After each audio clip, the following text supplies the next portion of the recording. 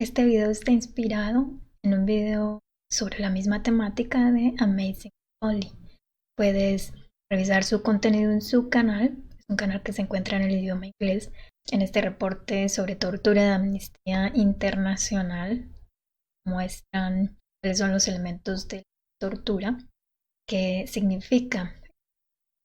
Aquí definen tortura como imposición sistemática y deliberada de dolor agudo de cualquier manera por una persona u otra o por tercera persona para propósito, primero contra la voluntad del segundo. Imposición sistemática y deliberada de dolor de cualquier manera, no únicamente físico, también psicológico, y estamos bajo una operación psicológica a escala global. Y en la página 34 de este reporte muestran cuáles son los 4 elementos esenciales que le dan a la tortura su significado, ¿no? Con los cuales se puede definir que se está bajo tortura. Dice, hay ciertos elementos esenciales que le dan a la tortura su particular significado y que deberían ser incorporados en cualquier definición de tortura. En primer lugar, la naturaleza de la tortura implica que intervengan al menos 2 personas, un torturador, un abusador y una víctima. Y esto conlleva la implicación adicional de que la víctima está bajo el control del abusador, control del torturado. El segundo elemento que es básico es infligir dolor agudo y sufrimiento. Esto es lo que distingue al torturador de la víctima. El dolor es un concepto subjetivo y se siente internamente, pero no es menos real porque sea subjetivo. Las definiciones que limitan la tortura a los ataques físicos en el cuerpo incluyen la tortura mental y psicológica, cual es innegable que causa dolor agudo y sufrimiento. O sea, la tortura no se debería limitar únicamente a infligir dolor físico, sino también el dolor mental y psicológico, que se perciben también internamente y que no por ser subjetivos dejan de ser reales. El concepto de tortura implica un alto grado de sufrimiento, que es severo o agudo. El tercer elemento que está implícito en la noción de tortura,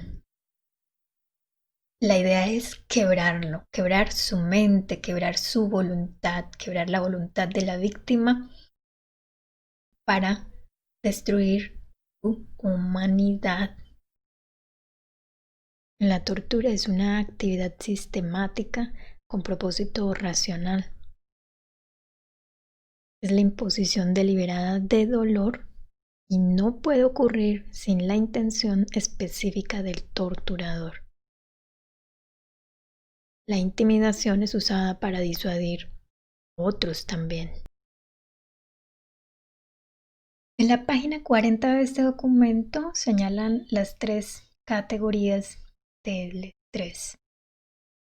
El estrés agudo, que es el que se experimenta en un periodo corto de tiempo. Estrés subagudo, que se experimenta en un periodo mediano de tiempo. Y el estrés crónico, que es el que se experimenta en un periodo largo de tiempo. La respuesta a cada tipo de estrés difiere. Por ejemplo, en el estrés agudo hay una respuesta refleja, primitiva. Cuando una persona experimenta estrés ante una práctica, por ejemplo, abusiva o de tortura o de coerción, su sistema límbico, su sistema más primitivo del cerebro reptil, reacciona inmediatamente de forma refleja y genera lo que se conoce como esta respuesta de huida, lucha o congelamiento. Este estrés, el cerebro está siempre alerta, se aceleran los latidos del corazón, vasos sanguíneos se contraen, las glándulas adrenales empiezan a segregar adrenalina y corticosteroides. Hay una máxima excitación en el sistema nervioso. Si el estrés agudo es intolerable, entonces la persona puede manifestar síntomas como el vómito, la parálisis, por físico miedo, el pánico. Algunos pueden llegar a desmayarse y hay quienes también la respuesta de su sistema nervioso es producir un sueño profundo, caer en un sueño profundo. La respuesta subaguda, el estrés subagudo ante situaciones de extremo estrés, cuando se está siendo víctima de tortura o de coacción, implica la excitación del cerebro de forma moderada. Se pueden experimentar notables alteraciones del sueño, del apetito, líbido. Ante un estrés subagudo, el sujeto confía en poder gestionar la situación. Entonces, algunas personas reaccionan con una postura de lucha que no espera necesariamente y paradójicamente no espera que ocurra un desastre. Y además, cuando el estrés se vuelve crónico, afecta la cotidianidad de la persona. Su sistema aprende a sobrereaccionar o a entrar en estos estados como la negación, estados de escape propios del inconsciente, que son estados que buscan la autopreservación. Hay un continuo estado de ansiedad, se puede desarrollar a menudo depresión y pesimismo. El proceso de pensamiento, los deseos y funciones corporales tienden a retardarse. En este estado de estrés externo se produce angustia, ¿no? Se puede manifestar y experimentar como eventos o micro experiencias de angustia, de miedo. El cuerpo y la mente están en máxima angustia. Tal como ocurre en el estrés agudo, una situación paradójica puede suceder en la cual la víctima desarrolla una condición de total negación hasta tal punto que puede generar una fuga histérica, lo que se llama una fuga histérica. La persona se cierra, se hace inconsciente de lo que está sucediendo, puede entrar en lo que la nueva medicina germánica llama la constelación de Weyl. La persona crea su propia burbuja de realidad, de comodidad, a veces excesiva comodidad, en la que se convence a sí misma de que todo está perfecto, de que un paraíso en donde está viviendo, y lo que está viviendo es todo hermoso, todo maravilloso. Por eso se llama constelación de vuelo. Y muchas de estas personas incluso tienen la sensación de estar volando y pueden tener sueños en los que vuelan como una forma de liberación. Y mira que aquí coincide con la información que muestra este documento de Amnistía Internacional, porque dice que este tipo de personas pueden parecer ante las demás como muy amables, lucen muy amables, lo cual es paradójico porque están experimentando extremo estrés, pero se vuelven dóciles, amables, blandos, como si no tuvieran problemas. Y su respuesta ante el dolor también cesa o se anula completamente, no responden hay una huida, una introspección, una fuga interna del sistema nervioso y el inconsciente para sobrevivir este tipo de estrés extremo. En estas personas también su memoria o su voz puede alterarse, pueden perderse. Generalmente la mente tiende como a sufrir una especie de regresión. Estas personas tienden a adoptar inconscientemente, por ejemplo, una voz más infantil, si fuera un niño inocente que no sabe lo que está pasando, por lo tanto no se hace, parece que no tuviera ningún problema. Algunos incluso pueden reaccionar con parálisis ante el extremo estrés. La mente está siendo sobreestimulada para sus relés y es como si se fundiera un fusible. Y entonces la persona puede renunciar a vivir. Como incluso estas personas que entran en esta constelación de vuelo, que entran en esta especie de fuga histérica, es una forma de sobrevivir, pero es una forma de desconectarse también de lo que está ocurriendo, desconectarse de la vida. Esta renuncia a la vida puede hacerlos propensos a accidentes, propensos al suicidio, tener pensamientos suicidas, desear en silencio la muerte, o sencillamente pueden decidir dejarse morir sobre todo de hambre.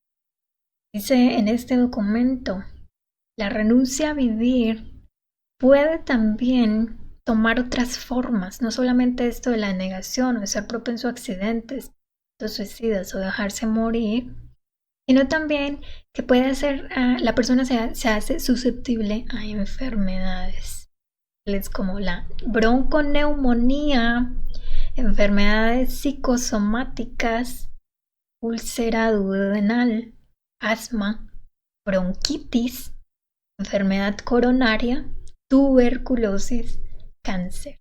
Son las formas en las que el cuerpo, esta máquina asombrosa, esta máquina poderosa, responde o es capaz de responder ante el extremo estrés experimentado en eventos de tortura. Mira cómo no es casualidad ante la operación psicológica de tortura que estamos viviendo colectivamente, sean justamente estas las enfermedades respiratorias las que se están activando de forma general entre la población. Es allí a donde están apuntando también quienes han creado esta operación.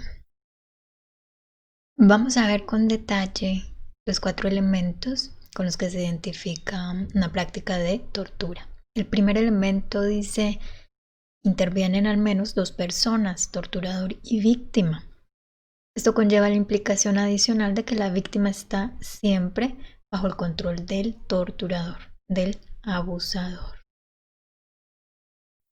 ¿Quiénes son los abusadores, los torturadores en esta operación psicológica que estamos viviendo de ingeniería social, transformación de nuestra mente, de nuestros comportamientos, de nuestras creencias, tal control sobre nuestra mente y sobre nuestra conciencia? El sistema público, además los gobiernos de cada país, los gobiernos locales, todos están allí, básicamente bajo el efecto de un control mental. Además tenemos medios masivos de comunicación, los medios oficiales, la ciencia oficial que es pseudociencia, los organismos que se supone que defienden a la población como la policía o los militares que están en defensa ahora del nuevo orden. Y también, lamentablemente, muchas de las víctimas que son parte de la misma población que está siendo torturada también terminan siendo torturadores y abusadores porque empatizan, sintonizan con las ideas, la ideología de este nuevo orden. Por supuesto, desde su ignorancia, de ignorar que ellos mismos han sido y siguen siendo manipulados y que están bajo el control de otros abusadores, torturadores como en otro nivel, ¿no?, de la pirámide, la jerarquía. Lo que pasa es que no solamente dentro de la población, sino dentro de todos estos aspectos y organismos relacionados con el sistema de salud y científico y la élite, hay dogmas de los que se sostienen de fraude. Están literalmente todos adoctrinados, queriendo defender de estas prácticas excesivas de coerción y de tortura bajo supuestos, bajo dogmas que son fundamentalmente falsos o que llevan a falsedad, que se contradicen, que no tienen ningún sentido, como la teoría de los gérmenes o la teoría del contagio. Sobre estas mentiras están fundando esto que se llama el nuevo orden mundial. Las víctimas, por supuesto, población mundial, la población. Todos los que no pertenecemos a ninguno de estos organismos mencionados anteriormente. La víctima está bajo el control físico y mental del torturador. Esto lo podemos ver en estas prácticas tan mencionadas que nos quieren meter por todos los medios a través de todos nuestros sentidos. Das un paso y en todas partes ves esto: distanciamiento social. Enciendes tu televisor, el internet, una red, enciendes tu celular, el aviso, quédate en casa. Constantemente te están diciendo que ellos tienen el control, que debes seguir sus normas. Y una de ellas, de las que no tiene ningún sentido más que la búsqueda completa del control de la gente, lo que han llamado distanciamiento social. Lugares públicos, sobre todo, pero también muchas personas hacen esto paradójicamente en sus propias casas, con sus propias familias, con familiares con los que no conviven cotidianamente, con amigos, con vecinos. Se han distanciado, tienen temor de relacionarse, de socializar, de encontrarse con estas personas. Y ya uno ve cómo las personas tienden a retirarse, están olvidando que somos seres sociales, están aprendiendo nuevo dogma de no tener ningún contacto ni físico, ni social, ni emocional con otras personas, verlos como si fueran peligrosos, incluso amigos y familiares. Otra forma de este control físico y mental, del aislamiento estricto de niños y ancianos. Cuando desde el principio han dicho que los niños no corren ningún peligro, pero salieron como con esta clase de cosas absurdas, como que pueden ser portadores, aunque sin síntomas, pero no lo pueden transmitir, y aún así mucha gente está convencida que no pueden sus nietos o sus sobrinos, si son mayores de 60 años, no pueden irlos a visitar. Están logrando dividir y separar y mantener separadas a miembros de la familia bajo conceptos totalmente erróneos que buscan nuevamente el control total físico y mental. Además de los efectos aterradores que veremos en las próximas generaciones, a partir del hecho de que muchas familias han obedecido tan literalmente esta orden de aislar a los más jóvenes, a los niños hasta los 16 años, que hay niños y jóvenes que durante todo este tiempo de confinamiento, de arresto domiciliario, no han salido de sus casas, ni siquiera a una ventana, no han recibido sol. Están literalmente arrestados, secuestrados en sus propias casas por sus propias familias. ¿Quién en su sano juicio se le puede ocurrir que esto es sano? Que esto puede producir personas sanas física y mentalmente. Es todo lo contrario. La obediencia pasiva, la creencia de que la autoridad tiene toda la razón y tiene todo el derecho a dictar cómo vives tu vida, cómo educas, cómo crías hijos, cómo te relacionas con tu propia familia. Está generando este tipo de comportamientos completamente insanos, completamente contraproducentes, y lo veremos en los años que vienen. Depresión, agorafobias, ansiedades extremas, todo tipo de miedos, de pánicos, de fobias que no tienen sentido, aflorarán entre niños y ancianos, con el consecuente efecto también en su salud, no solamente mental, sino física. Sabemos que psique y el cuerpo físico están conectados. Así que si estás no solamente siendo víctima, sino empatizando con el torturador, permitiendo que tus niños y las personas mayores de tu entorno permanezcan bajo arresto domiciliario el 100% del tiempo, tú te has convertido también en un torturador.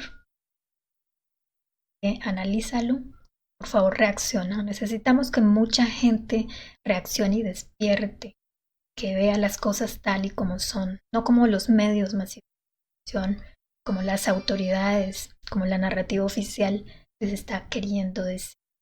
Se están contando historias, pero esto traerá consecuencias nefastas a corto, mediano y largo plazo.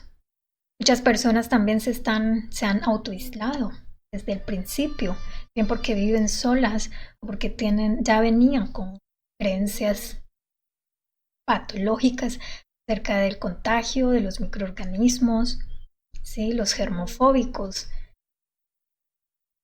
deben estar experimentando aún más estrés con estas ideas absurdas de que los virus enferman y de que es posible el contagio y que están en el aire, que están en las superficies, que están en todas partes. Sí, están en todas partes, pero es totalmente falso.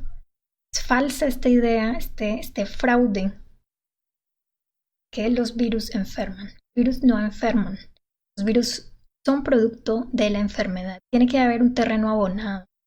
Tiene que estar tu cuerpo, tu mente y tu entorno en una situación específica para que los microorganismos, no solamente los virus, se reproduzcan a tal cantidad que puedan ser no solamente evidentes, sino que necesiten algún tipo de tratamiento. Y cuando esto sucede, no es que están produciendo la enfermedad ellos, están colaborando en un proceso de sanación que es muy distinto. Y que a la gente la tienen convencida que los bomberos que vinieron a apagar el incendio son los que lo produjeron. Y no es así. Y necesitamos detenernos, usar el sentido común, pensar un poquito, investigar, autoeducarnos y dejar de ser tan obedientes solamente porque sí. Nadie está imponiendo estas restricciones extremas y draconianas, excesivas y sin sentido por el bien de nadie. Es todo lo contrario.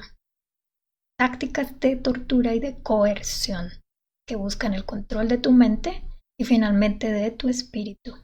Y eres tú quien decide si a través de la obediencia, la búsqueda de mínima seguridad y de la ilusión de la libertad de volver a trabajar o de seguir estudiando, de recuperar algo que es imposible, la antigua normalidad, estás dispuesto a entregar tu libertad y tus derechos por tan poco.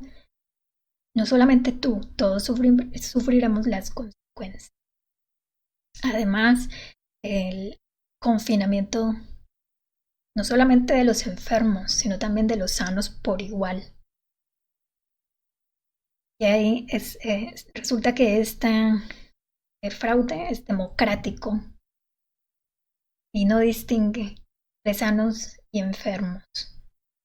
Pero esto no es una práctica nueva, esto viene desde hace muchos siglos y te invito a que veas la serie de videos, de los cuales ya hay uno publicado del doctor científico Stefan Lanka acerca de de dónde viene esta superstición, porque es una superstición acerca de que los virus enferman, que son letales y de que son contagiosos, para que empieces a comprender un poco cuál es la verdad detrás de todo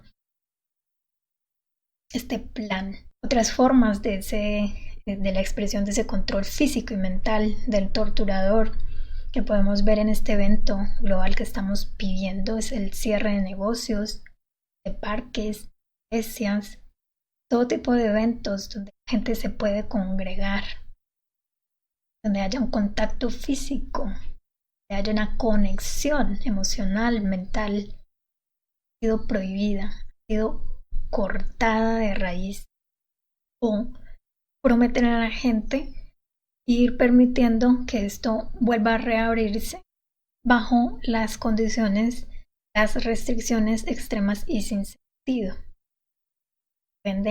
Nos empiezan a vender los derechos más básicos, las libertades más básicas. Eso se llama extorsión. Uso obligatorio de bozales, tapabocas, ¿sí? Las máscaras estas faciales. Ve y busca en cualquier motor de búsqueda en internet la palabra censura. Yo creo que en cualquier idioma, y ve y busca las imágenes a ver qué es lo que te aparece. ¿Qué imágenes son las que aparecen? Esto que te tienen convencido de que es para protegerte y proteger a los demás, el contagio, el cual es imposible, no es para proteger, es para silenciarte. Además es parte del ritual de iniciación que implica toda esta operación psicológica. Si pudieras verlo desde lejos, verías todos los elementos, ¿no? Todos los protocolos, la indumentaria, todo milimétricamente calculado para inducirte a un ritual de iniciación hacia eso que llaman nueva anormalidad. El uso de bozales es indignante, es degradante. ¿Cómo puedes pensar que eso es normal? Mira a la gente en la calle. ¿Cómo puedes pensar que eso es normal? ¿Cómo pueden pensar que es normal mantenerse con esto puesto que dificulta, muchas veces imposibilita la comunicación? No solamente porque no se puede ver toda tu expresión facial, sino porque no se entiende.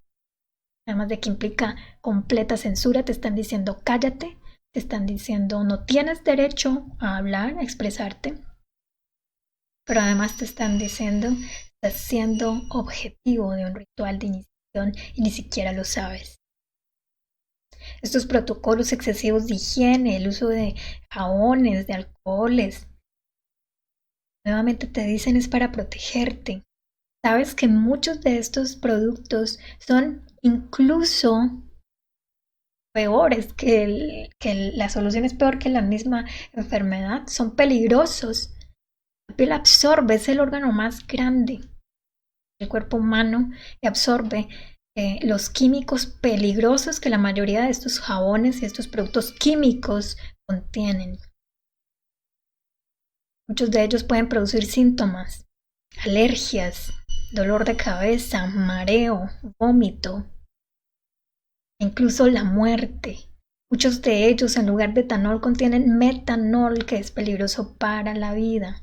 Y tú entras a cada sitio y en cada sitio te obligan a usar cualquiera de estos productos que no son benignos para el cuerpo y mucho menos en las cantidades en las que los están usando. Y estos señores y señoras es también parte de las tácticas de tortura disimulada porque la gente está convencida de que es bueno ese protocolo excesivo de higiene. Esto de limpiarse los zapatos, ¿no? Bañarlos, pasar por un tapete con algún tipo de producto químico o con un spray. No tiene ningún sentido. Están dominando completamente. Están dominando físicamente. Te están diciendo qué hacer, cuándo hacerlo, cómo hacerlo, para poder acceder a los derechos y libertades mínimos, los más básicos. Las filas obligatorias, ¿no? Para acceder justamente a los suministros más básicos, a los alimentos, sitios, a los bancos, etcétera. Filas que implican, por supuesto, el tal distanciamiento social. No te salgas de la línea, por favor no hables con nadie. Quédate calladito, simplemente haz lo que te estoy diciendo. No se acerquen. Además de las otras restricciones, no sé en los países o en las ciudades donde ustedes viven, pero en Colombia aún están cerrados aeropuertos. No hay transporte intermunicipal. Las empresas de transporte de pasajeros están cerradas luego de 4 meses. Transporte terrestre y aéreo.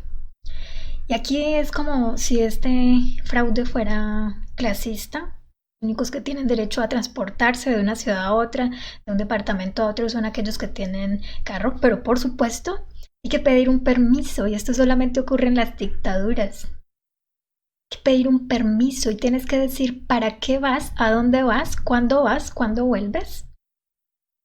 ¿Desde cuándo esto era necesario? ¿Y cómo es que la gente no ve que esto es pérdida de libertad y búsqueda de control absoluto?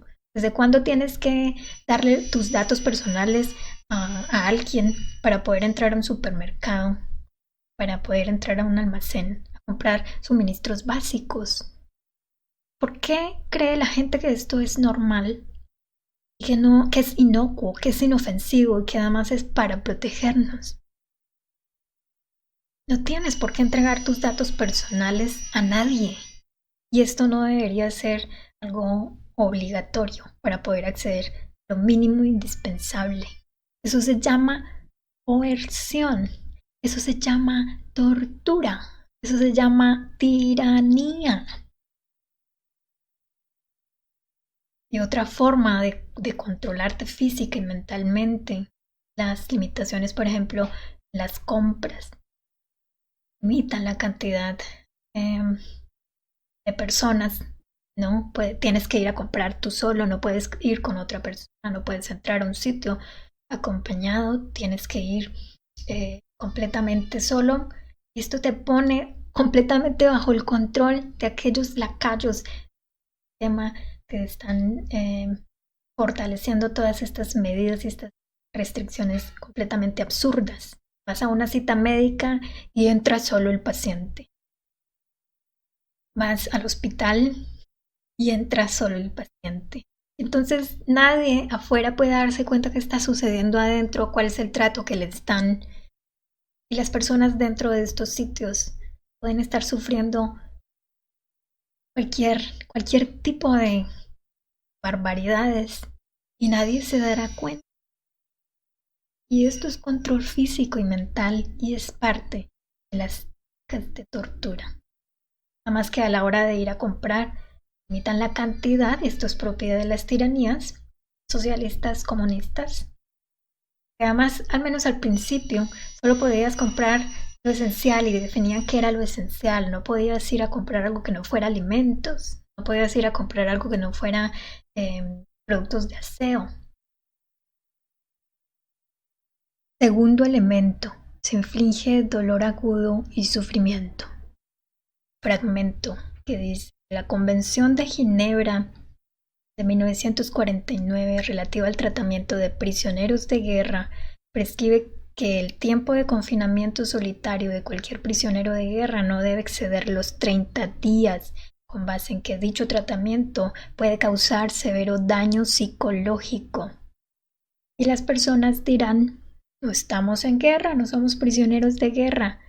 Bien, pues muchos presidentes, muchos mandatarios, desde el principio fue eso exactamente lo que dijeron, y con esta amenaza mantenido a la gente en pánico. Desde el principio dijeron: estamos en guerra, esto es una guerra. Le han dado tratamiento a esta crisis como si fuera una guerra, como si estuviéramos en la Tercera Guerra Mundial. Además, porque El concepto de enfermedad es un concepto fundamentado en una mentalidad de guerra que busca controlar a través del miedo, del pánico, del debilitamiento mental, psicológico y emocional de las personas para mantener su control total, ¿ya? Obtener su obediencia y sumisión. El tercer elemento, hacer que la víctima se someta, quebrarlo, quebrar su mente, quebrar la voluntad de la víctima tiene la intención de destruir su humanidad. ¿Y qué es lo que han estado haciendo desde el principio? Un sistema de salud, gobiernos, policía, militares, todos en consenso, buscando que la población se someta a sus ideas, a sus paradigmas, a sus normas, a sus restricciones, a los cambios que quieren imponer por la fuerza, a través de la coerción. Recuerda que todas las leyes son coercitivas porque buscan imponerlas a través de la fuerza. Están aprovechando esta situación para imponer cambios a través de normas que se vuelven obligatorias. Esta batalla sin fin contra quienes no creemos, contra quienes sabemos las verdades profundas sobre lo que sostiene esta operación psicológica. Y gran parte de todas las operaciones, las tácticas que están utilizando son sobre todo para someter, quebrar mental, emocional y espiritualmente a aquellos los contradictores que queremos llevar un poco de verdad, luz en medio de esta oscuridad. Somos ignorados, muchas veces castigados de muchas maneras. Ahora resulta que quienes dicen la verdad son los enemigos y a ellos hay que atacarlos y que anularlos. Y esto tiene que ver con este tercer elemento de someter y quebrar, destruir la humanidad en las personas, en las víctimas. Cuanto más tiempo pasa, más daño físico y mental experimenta. Ese dolor se vuelve crónico y saben que el dolor crónico garantiza la sumisión completa. Y muchas personas, para no sufrir un dolor ni agudo ni crónico, sencillamente obedecen y ceden. Esto garantiza el control total colectivo humano. Recuerda que no estamos ante una situación que está afectando a un país o a un continente. Todo el mundo que está siendo víctima de estas tácticas de tortura y de coerción. El cuarto elemento, la actividad sistemática. La tortura es una actividad sistemática con propósito racional. La tortura es la imposición deliberada de dolor. Puede ocurrir sin la intención específica del torturador. La intimidación es usada para disuadir a otros también. Disuaden a la demás gente de tu entorno, los que no buscan, los que no investigan, los que no se educan, los que sencillamente creen y obedecen a ciegas lo que la autoridad les dice, para que estén en tu contra, para que te ataquen, para que te espíen y para que te echen al agua ante las autoridades. Vemos en muchas partes del mundo que hay líneas telefónicas donde las personas pueden denunciar a personas que no siguen las restricciones. Y esto es parte de la táctica. Vemos también cómo esto se lleva a cabo, esta de instalar sistemáticamente este nuevo paradigma, ¿no? De volver normal la tortura y la coerción, intentar darle un halo de racionalidad, fundamentarlo a través de la constante propaganda, las constantes apariciones de públicas, las alocuciones de las autoridades, presidentes, gobernadores, alcaldes, autoridades de todo tipo, pseudocientíficos, pseudoexpertos, tecnócratas, para enfatizar medidas, fechas, enfatizar restricciones, enfatizar el hecho de que ellos tienen todo el control y quererte convencer a través de su propaganda enfatizar que esto tiene un propósito racional, que no nació de la nada. El único fundamento aquí, el único propósito es el control total, la circulación constante de propaganda, ¿no? El subsiguiente drama, el amarillismo, a transmitir falsedades como si fueran verdades, inflan cifras, hiperreaccionan, buscan la hiperreacción, el pánico de las personas, de las imágenes, cómo editan, cómo lo muestran, va a determinar en gran parte cómo la mayor parte de la población va a reaccionar, y se apoyan en que la mayor parte de la población sigue adoctrinada. Hemos sido adoctrinados de generación en generación a través de la educación, la religión. La propaganda constante en todos los aspectos de nuestra vida nos ha mantenido ignorantes, ciegos, sumisos, obedientes. La adopción de protocolos en ambientes públicos y privados se vuelve una cosa sistemática, mecánica. Ya la gente lo hace sin pensar, sin detenerse a pensar si tiene sentido. No, hay que hacerlo y sencillamente lo hacen. ¿Por qué? Porque me dijeron. Y lo hacen repetidamente, se les vuelve un ritual, ¿no? Cuando entran, cuando salen, hay que hacer esto, hay que hacer lo otro, hay que mojarse los pies, hay que lavarse las manos cada 10 minutos, cada 2 horas. Hay que ponerse esto, hay que quitarse lo otro, hay que... Todos estos protocolos son parte de la actividad sistemática a través de la cual se manifiesta la tortura y la coerción. Esa homogeneidad en la narrativa oficial a nivel mundial. Usan el mismo lenguaje, usan las mismas frases, con las palabras puestas en el mismo orden. La repetición. Repite una mentira suficientes veces y la gente la terminará creyendo. Censura la información opuesta a la oficial. Es también sistemática, es progresiva, es insidiosa, permanente, es constante. Hay una amenaza constante siempre en contra de aquel que no adopte, que no sintonice con la narrativa oficial. Todo aquel que intente contradecirla, que intente ver otras versiones, informar a otras personas, es un enemigo que hay que anular, según la perspectiva del abusador, del torturador. Por supuesto, esto lleva a señalamientos, humillaciones públicas, un modelo hacia las demás personas de lo que les puede esperar si ellas hacen lo mismo, tienen la misma actitud. Esto de volver normal, estar dando la información personal en distintos sitios, cada sitio donde entras, ¿no? Te hacen, pretenden que tú des la información, llenan formularios que sirven o servirían después para rastrear supuestos casos de enfermos. Eso es una forma de controlar. Se ha vuelto y se volverá sistemática, a menos que pongamos firmes y nos opongamos. Dejemos de estar colaborando con este tipo de técnicas que lo que buscan es el control de la mente y del espíritu. No me cansaré de decirlo, sobre todo el espíritu.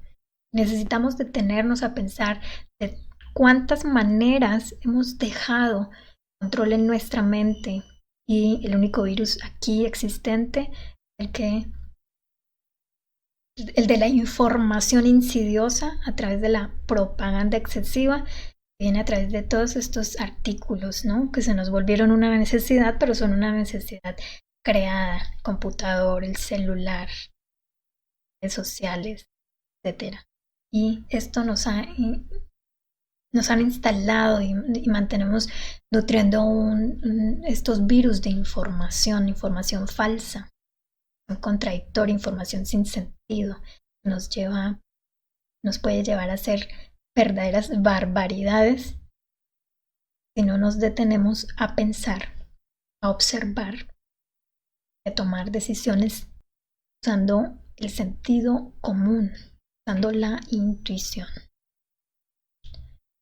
Que yo te invito que sigas en observación, toma distancia de ti mismo, de tu entorno, para que veas cómo todos estos elementos se vienen manifestando.